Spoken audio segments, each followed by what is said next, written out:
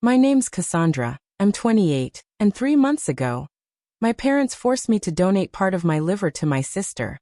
The same sister who made my life miserable growing up. I thought saving her would finally bring peace between us. But a single DNA test I took afterward changed everything I ever knew about my family, and about myself. Tell me, where are you watching from? And don't forget to subscribe for more real-life stories about family secrets, betrayal, and emotional courage. The call came on a Thursday night, right after I'd finished my shift at the diner.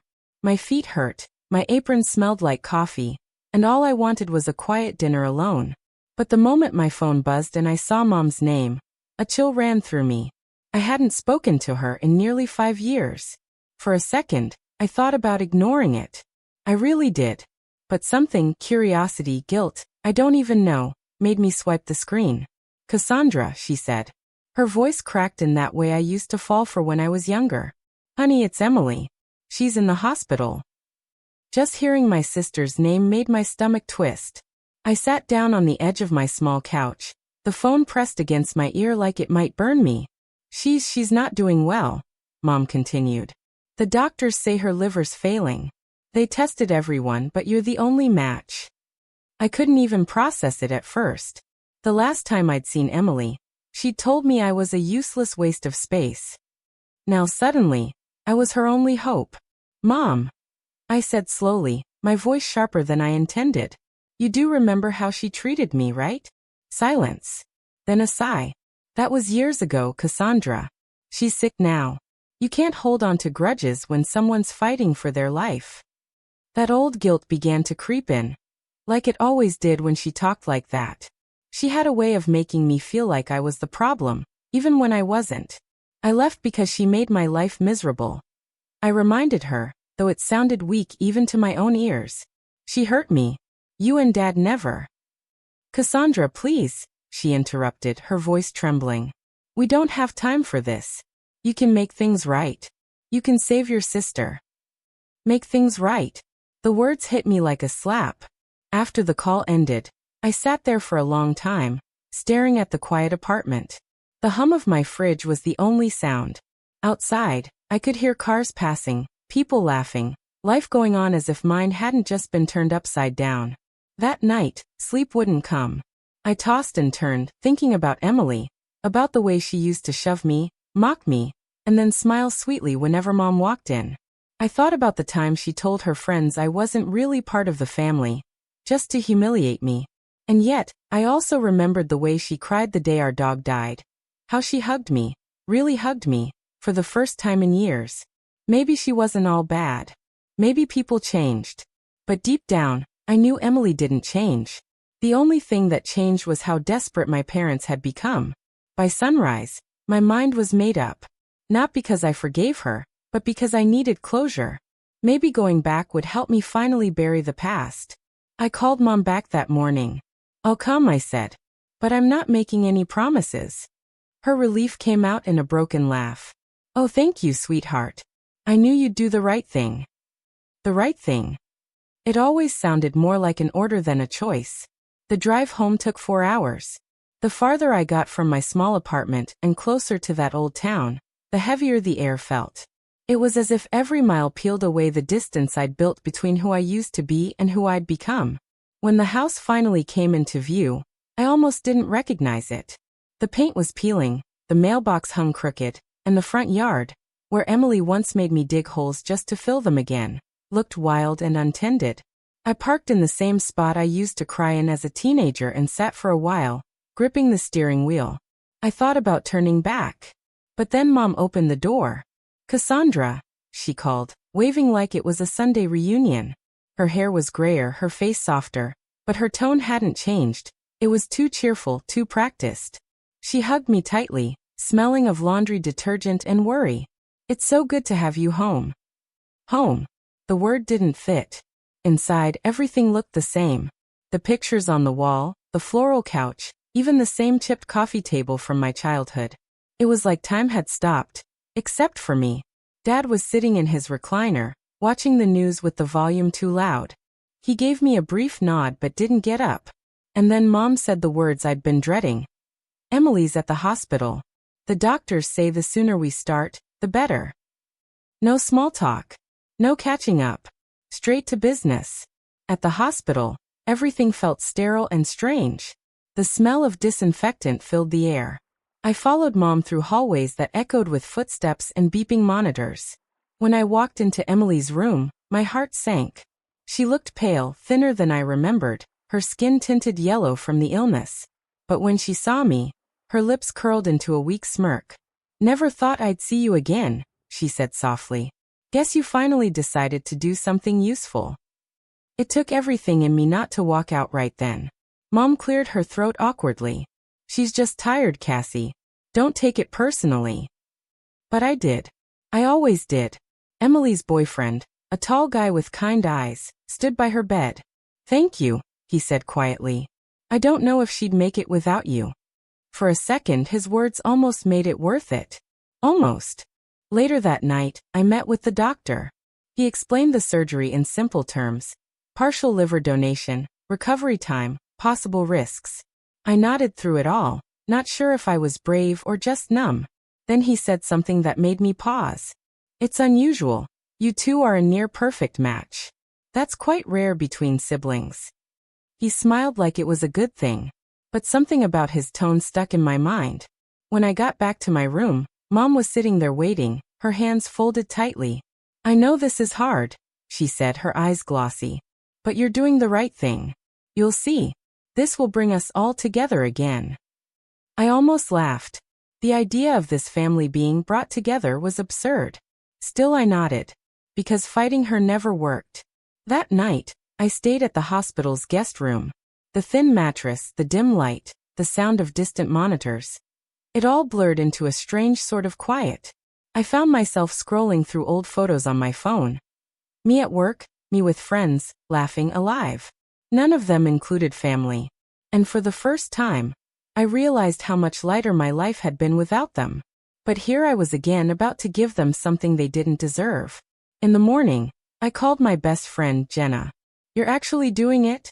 she asked, disbelief in her voice. "I don't know," I said. "I guess. I just want to stop feeling guilty." She was silent for a moment. Then she said, "Cass, guilt's not love. Don't let them trick you into thinking it is." Her words stayed with me long after the call ended. Before I left for the pre-surgery appointment, I stood in the hospital hallway, watching families hug and cry and hope together. They looked nothing like us. They looked real. When Mom came to get me, she smiled weakly. "She's lucky to have you." I nodded but didn't answer. Because deep down I already knew. This wasn't about luck. It was about control. And for the first time, a small, dangerous thought began to form in my mind. Maybe I wasn't the one who owed anyone anything. When I pulled up to my parents' driveway, my hands were shaking so badly that I almost turned the car around. The same white porch, the same uneven steps, and that same heavy silence seemed to be waiting for me like it always did. The kind that pressed down on your chest until you could barely breathe. I hadn't been back here in over a year. Not since the night everything between me and my family cracked open for good. But now, here I was again, the front door just a few feet away, holding all the ghosts of what used to be my home. I sat in the car for a while, staring at the front window. The curtains fluttered just slightly. Someone was watching. My mother, maybe. Or worse, my sister Emily.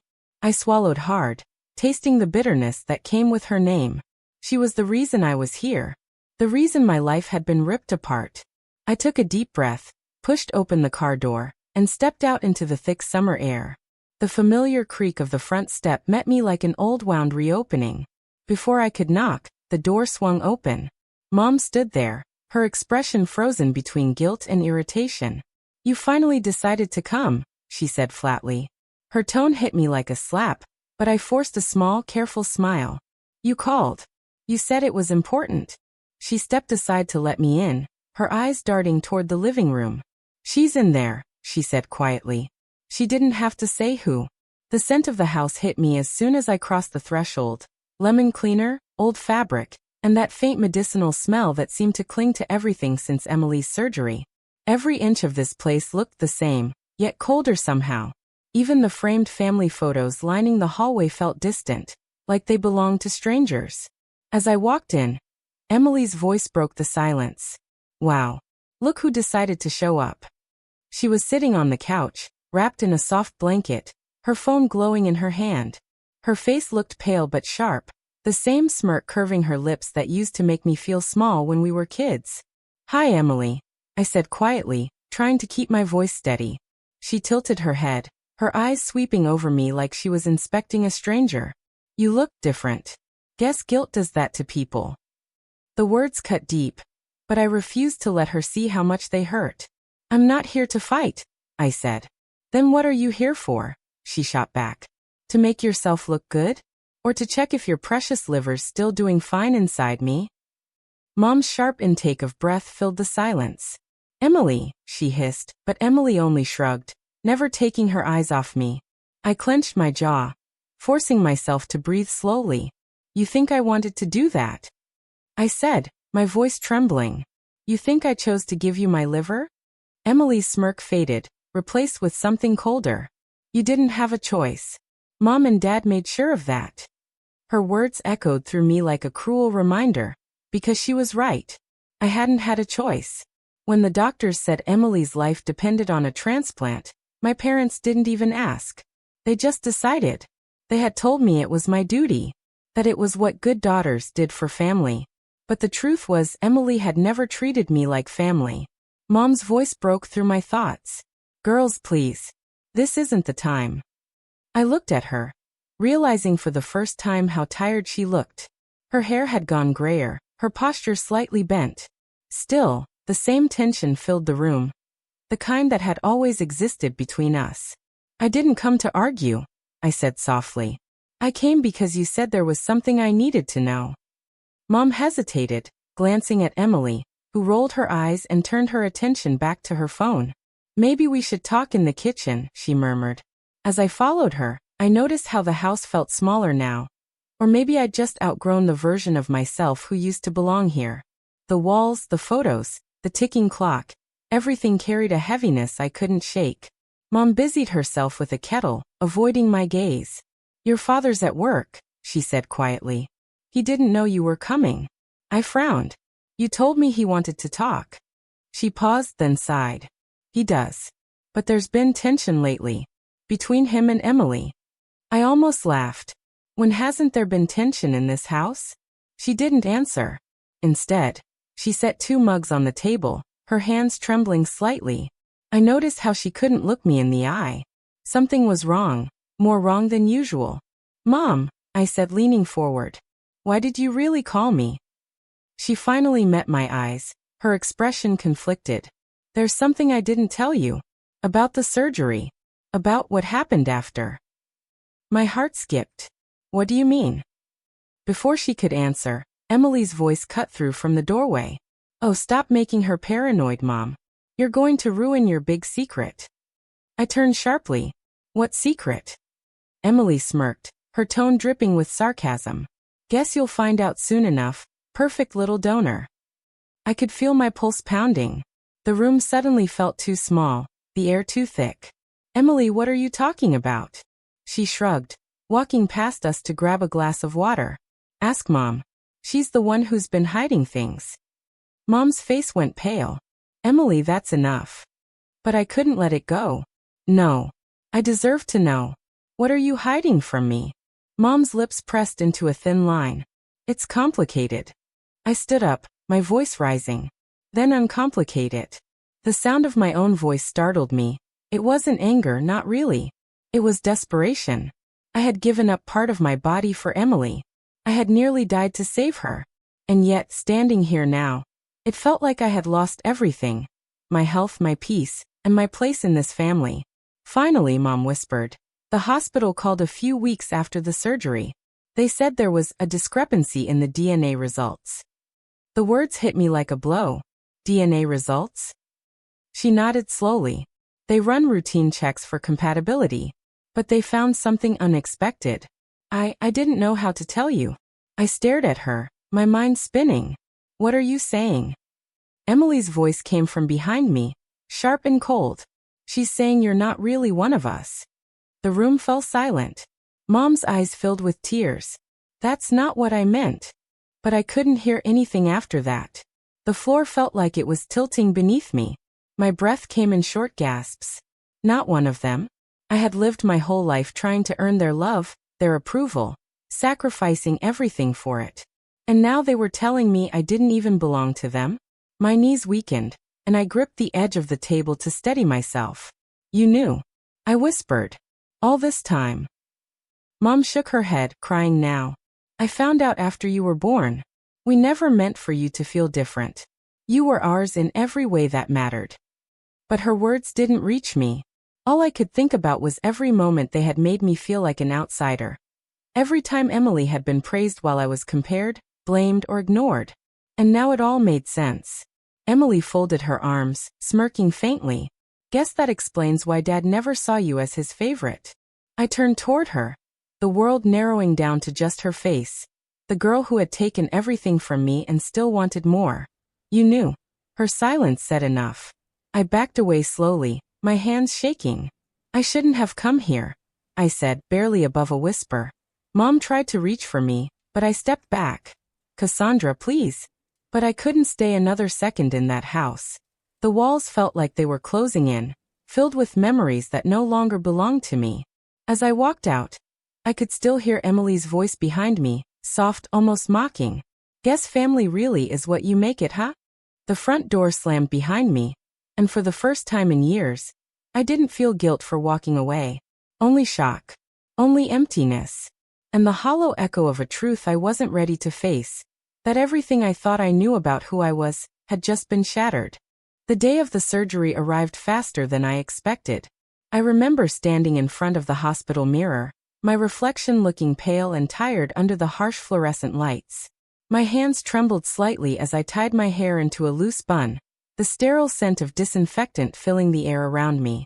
Everything about that morning felt unreal, like I was watching someone else live my life. Mom sat silently in the corner of the waiting area, scrolling on her phone as if checking the time could make it pass faster.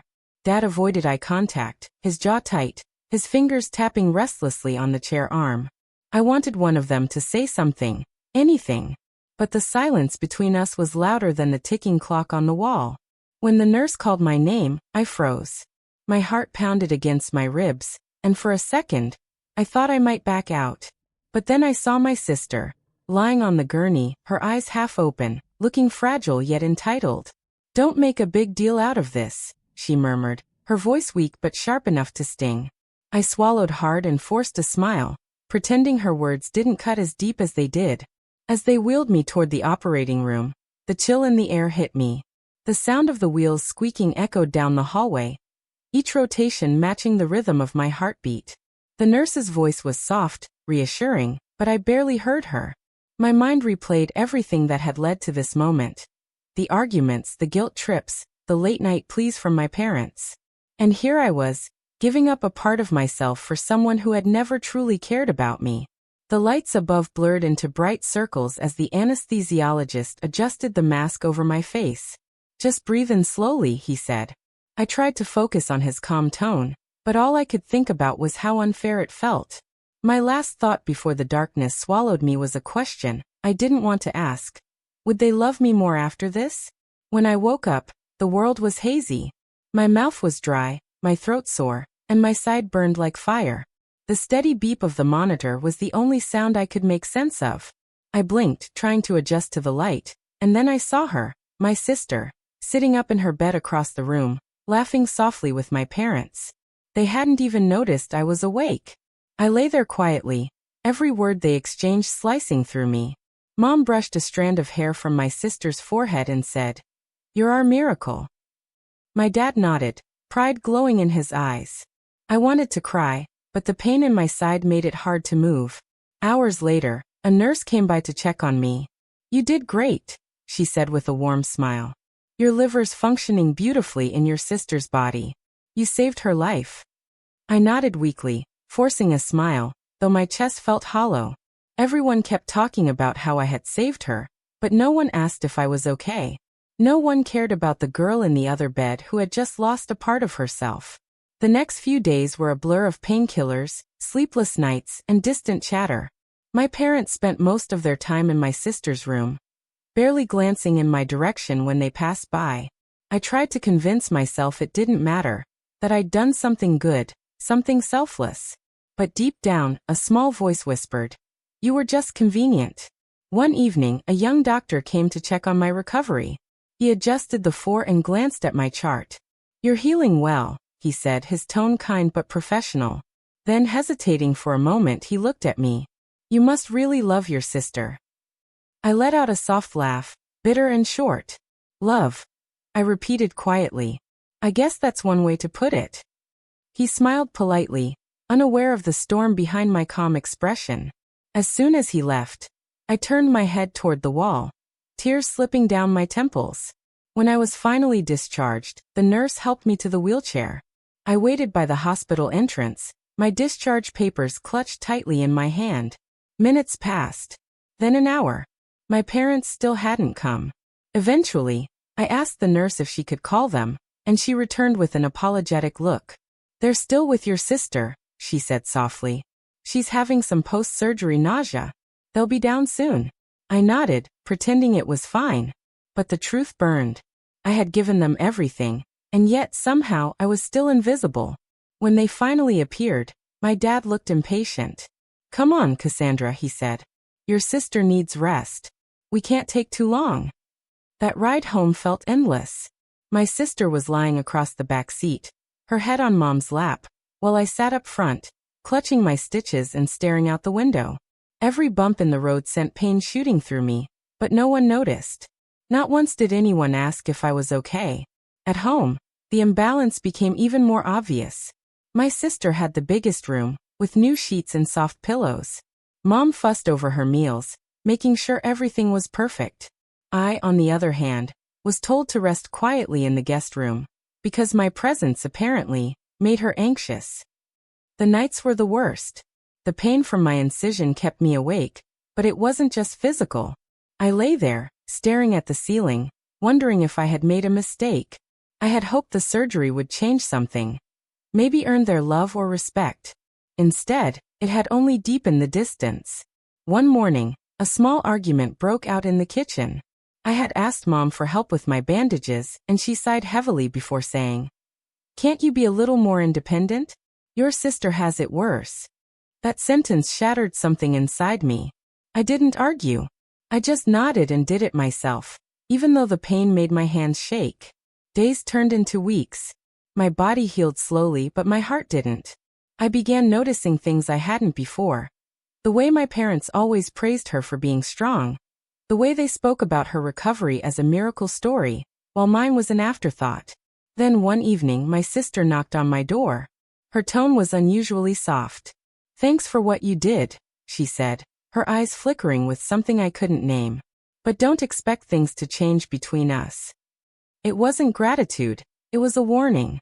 After she left, I sat there in silence, staring at the closed door. For years, I had blamed myself for not being enough.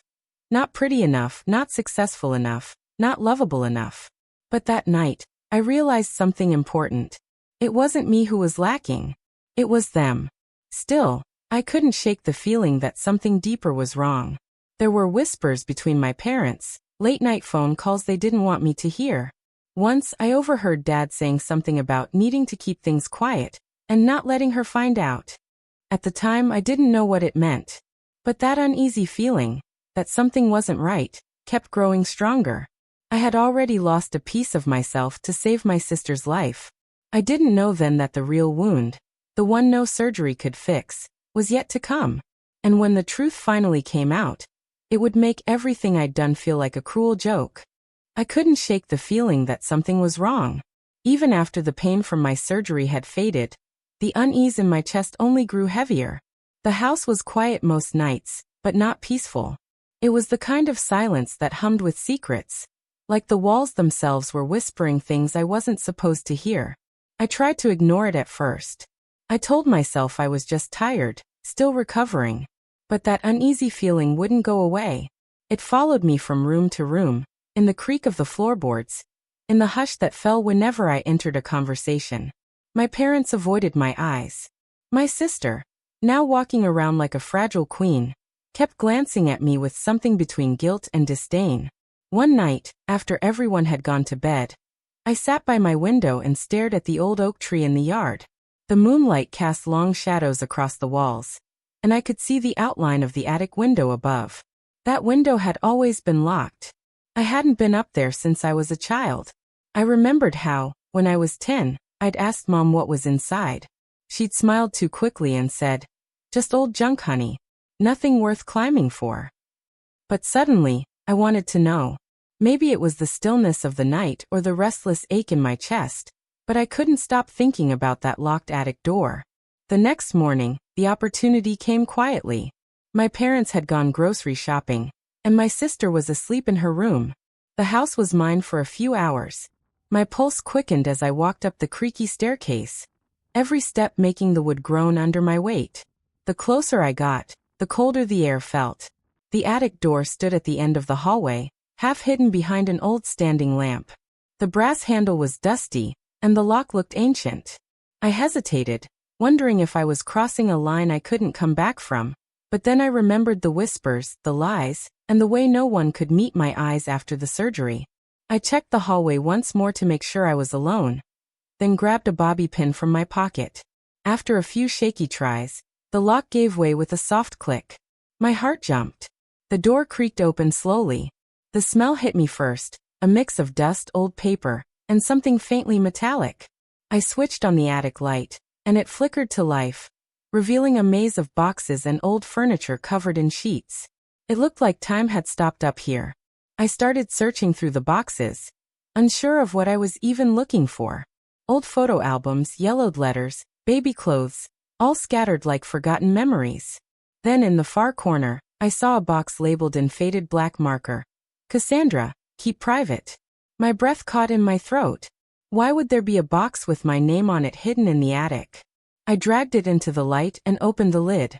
Inside were stacks of documents, hospital discharge papers, and manila folders. My fingers trembled as I pulled out the first paper. It was a hospital record from the year I was born. But something was off. My mother's name wasn't listed under biological parent. Instead, the word adoptive was written in parentheses next to both my parents' names. For a second, I couldn't breathe. I flipped through the other documents, my hands shaking harder with every page.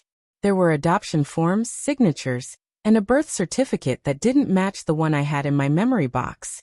My real birth parents' names were blacked out, covered in thick ink. I sat there on the dusty floor, my heartbeat pounding in my ears. I could hear the faint hum of the air vent and the creaking of the roof above me, but it all felt distant. My whole life, everything I thought I knew, suddenly felt like someone else's story. I wanted to believe it was a mistake, that maybe I was misreading something. But then, buried under the papers, I found a small envelope. Written in my mother's handwriting were the words, "For later." My fingers tore it open before I could think. Inside was a short letter. "Cassandra, we did what we had to do. Emily was sick even as a child, and the doctors said she might never live to see 20. When we found out about you, your match, your health, we knew it was meant to be. You saved her once just by existing. One day, you might have to save her again. I hope when that time comes, you'll understand." My vision blurred with tears. My stomach twisted. I clutched the letter in my hands, my breath coming out in short, sharp bursts. You saved her once just by existing. Those words echoed in my head like a cruel chant. I was never their daughter. I was their backup plan. I stayed in the attic for what felt like hours, reading every line, trying to piece together the story of my life. It was all there, the medical reports, the adoption approval letters, the notes about my blood type matching Emily's. They hadn't just adopted me. They had chosen me for a purpose. When I finally came downstairs, I felt numb. My body moved, but my mind was spinning. My parents were back home by then, chatting in the kitchen like it was any other day. My mom looked up and smiled when she saw me, but the smile faltered when she noticed the papers in my hands. "Where did you get those?" she whispered, her face draining of color. "In the attic," I said, my voice shaking. "Why didn't you tell me?" Dad stood up quickly. "Cassandra, put those away. You don't understand what you're looking at." I stared at him in disbelief. "Don't understand? These are my adoption papers. You used me. Mom reached for me, her voice trembling. It's not what you think. You were special, sweetheart. You were chosen. Chosen. I interrupted, my voice breaking. Chosen to save Emily's life? To be a walking blood bag. The words hung in the air like smoke. My father's jaw clenched, his eyes cold. You wouldn't be alive if it wasn't for us, he said flatly. We gave you a home, a name, a future. Something inside me snapped. A home. I whispered. You gave me a lie. I turned to leave, but my mom's voice cracked behind me. Cassandra, please. You're our daughter, no matter what. I looked at her one last time, tears blurring my vision. No, I said quietly. I was never your daughter. I was your solution. I ran out of the house, the cold evening air hitting my face like a slap. My chest ached as I walked aimlessly down the street, the letter still crumpled in my hand. Everything I had believed, everything I had endured. It was all built on a secret they buried in that attic. Later that night, I sat alone in my car, the engine off, staring at the flickering streetlight outside. My reflection in the windshield looked foreign, like a stranger wearing my skin. I thought about the years I'd spent trying to earn their approval, their love. How I'd given up my peace, my body, for people who saw me as nothing more than a means to an end. And then it hit me. I had given them everything, my trust, my health, my forgiveness, and they had taken it all without a second thought. I pulled out my phone and searched through my recent messages, stopping at the DNA testing kit I'd ordered weeks ago. It was still pending in my mind, unopened. But now I needed more than answers, I needed proof. I needed the truth to stare them in the face the way it was staring at me. That night, I decided I wouldn't let their lies define me anymore. I wasn't their mistake to hide or their miracle to manipulate. I was something they couldn't control anymore. The truth was out. And once you find the truth, you can never go back to pretending. But deep down, even as I sat there shaking, I realized something worse. This wasn't just about being adopted. It was about being used. They had built my entire life around a secret that served them, not me. And I wasn't done uncovering what else they had buried. Not by a long shot. I stood at the top of the attic stairs for a long while after everything came crashing down. The boxes, the memories, the lies. My hands still trembled, and the smell of old paper and cedar filled the air like ghosts whispering their final confessions. For the first time in years, I felt the weight of my silence lift, but what replaced it was heavier. The truth of what they'd done, what I'd lost, and what I had allowed myself to forget. When I finally went downstairs, the house looked different. Not in the way furniture shifts or curtains fade, but in the way a person does after hearing something they can never unhear. Every corner held echoes of my younger self, bright, hopeful, trying too hard to belong. And now, for the first time, I wasn't trying. I sat at the kitchen table, the one that had seen every argument, every quiet dinner where words were swallowed instead of spoken. My fingers traced the scratches on the surface. Marks from years ago when my father's hand came down too hard, or when I dropped a cup after being startled. Each scratch was a story, and each story was mine, not theirs. For years they had taken pieces of me, my confidence, my peace, my laughter. They made me believe my softness was weakness and my silence was respect. But now, sitting there, I realized that everything they took had not vanished. It had only been buried, waiting for me to dig it up again. The quiet after the storm. The morning after that long night, the house was silent. Even the birds outside seemed hesitant to sing. I made myself a cup of tea, the same way my mother used to, though hers always had more sugar, as if sweetness could fix everything. The letter I had found in the attic lay folded beside my cup. I hadn't shown it to anyone. It wasn't that I wanted to protect them anymore. I was done doing that. It was that I wanted to protect myself. The letter proved what I had long suspected. I wasn't the problem. I was just the one who carried the blame when others didn't want to face their reflection. For years, they made me feel small for asking questions, for needing love in return. And now, with every sip of that bitter tea, I reminded myself that I was done shrinking. That morning, I opened all the windows. The cold air swept through the house, stirring the curtains, lifting the dust. It felt like a cleansing, the kind no prayer or apology could give. I stood by the window, letting the breeze touch my face.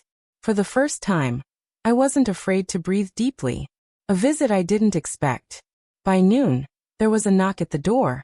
I froze. It had been weeks since I'd seen anyone, since I'd stopped returning their calls. Through the small glass panel, I saw my sister, holding a small basket of fruit like a peace offering. I almost didn't open the door, but something in me wanted closure, not avoidance. She smiled, nervous. "You look tired," she said softly, like she was testing the air between us. "I'm not," I replied. "I'm just done pretending." Her smile faltered. We stood there, the silence thick. I stepped aside and let her in. The house greeted her with the same chill it gave me every morning. She looked around, her eyes darting to the boxes I'd brought down from the attic. She saw the letter, too, lying on the table. I watched her face pale. "You found it," she whispered. I nodded. "All of it." For a moment she didn't speak. Then she sat down, the basket forgotten on the floor. "I thought we buried that part of our lives for a reason," she said. "Exactly," I said quietly. "Buried. Like me." Her eyes filled with tears, but I didn't reach out to comfort her. Not this time. I had done enough comforting for both of us all my life. Taking back my voice. After she left, I stayed by the window for hours, watching the light change across the yard. It was strange, how grief and freedom could live in the same breath. That evening, I took a walk down the road that led away from the house. I hadn't done that in years. The last time I'd walked there, I was a teenager running away after another fight, stopping only when the sun went down because I had nowhere to go. This time, I walked slowly. Every step felt like reclaiming a piece of myself. The road was cracked in places, overgrown with weeds, but it still led somewhere. Just like me. As I walked, I thought about all the things they'd taken, not just my peace, but the moments that should have been mine. The birthdays where my joy was dismissed, the choices that were made for me, the apologies that never came.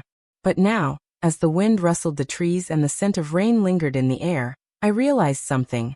They could only take what I kept giving. And I wasn't giving anymore. The letters I wrote and never sent. That night, I took out a notebook and began writing. Not to them, but for me. I wrote letters I would never send. To my mother, to my father, to my sister. I wrote about the pain they caused, but also about how I had survived it. I wrote about the laughter they tried to silence, and the dreams I had put away. I wrote until my hand cramped and tears blurred the ink. Each letter felt like pulling a thorn out of my skin. Painful but freeing. One letter began with, "You took my voice, but you never learned to listen." Another ended with, "I forgive you, but I will never go back." When I was done, I stacked the letters neatly in a box, the same one that had once held family photos. I tied it with a ribbon and placed it on the shelf. Not to forget, but to remember differently. The visit to the garden.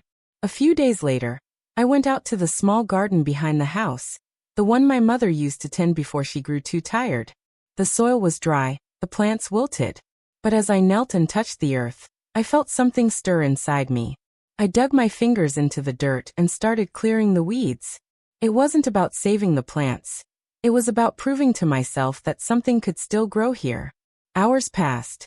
My knees ached and my back hurt, but I kept going. By the time the sun began to set, the garden looked alive again, bare, but hopeful. I whispered softly, "You took everything but not this." It was more than a garden. It was a symbol, a quiet declaration that no matter how much they had broken me, I could still choose to rebuild, reclaiming my peace. Weeks passed, and the house began to feel less like a cage and more like a place of reckoning. I started rearranging rooms, giving away old furniture, repainting walls. Each change felt like a breath of fresh air. One morning, as sunlight streamed through the curtains, I brewed tea and realized something. Peace doesn't return all at once.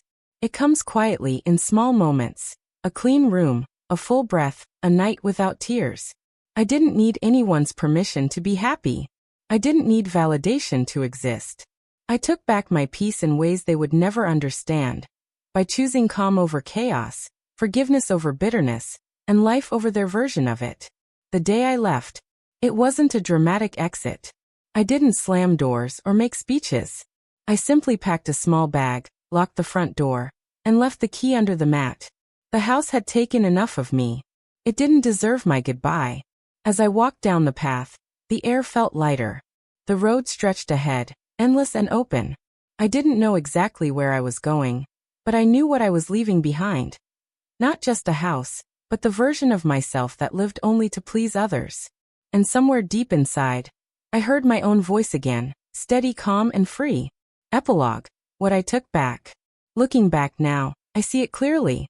They took my innocence, my trust, my years, but I took back something far greater. I took back the right to speak. The right to be imperfect. The right to choose who I want to be. They taught me how to survive. I taught myself how to live. Sometimes healing doesn't look like victory. It looks like quiet mornings, gentle smiles, and the courage to keep walking forward even when no one claps for you. And though they'll never understand the strength it took to reclaim myself, I don't need them to. Because what they took from me never truly belonged to them. It was mine all along.